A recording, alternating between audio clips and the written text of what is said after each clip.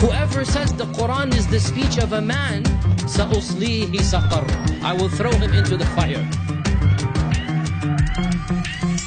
A fundamental article of faith for Muslims is that the Quran is the literal speech or word of Allah. From the Muslim perspective, this means the Quran is eternal and divine, and in no way the word of a man or human messenger. In fact, according to Surah 74, a person who says the Quran is the word of a man or human messenger will be cast into hellfire. Allah calls the Quran my speech, kalamullah. And this leads us to a very important theological, aqadi principle.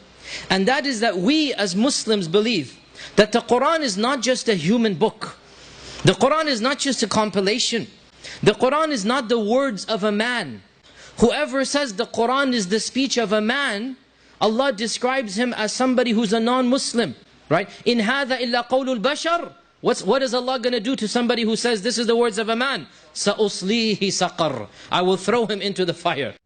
This raises a problem because on at least 2 occasions, Muhammad, in his recitation of what Allah allegedly told him to say, did not simply refer to the Quran as the word of Allah transmitted by him, but rather referred to the Quran as the word of an honored messenger.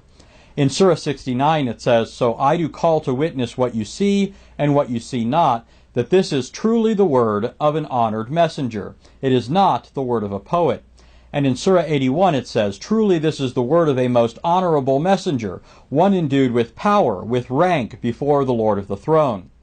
The problem this generates is twofold, both of which come to the same conclusion.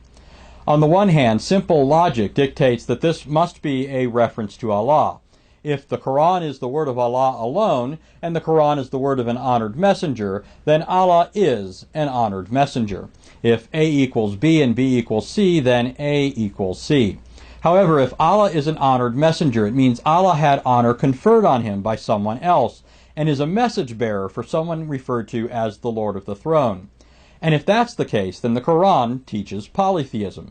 And Muhammad, by propagating the Quran, is guilty of associating partners with Allah in his divinity, a sin he elsewhere said merits hellfire.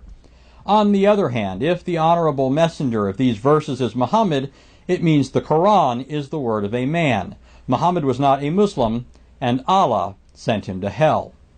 Whoever says the Quran is the speech of a man, Allah describes him as somebody who's a non-Muslim. Right? In هَذَا إِلَّا قَوْلُ الْبَشَرِ. What is Allah going to do to somebody who says this is the words of a man? سَأُصْلِيهِ سَقَرَ, I will throw him into the fire.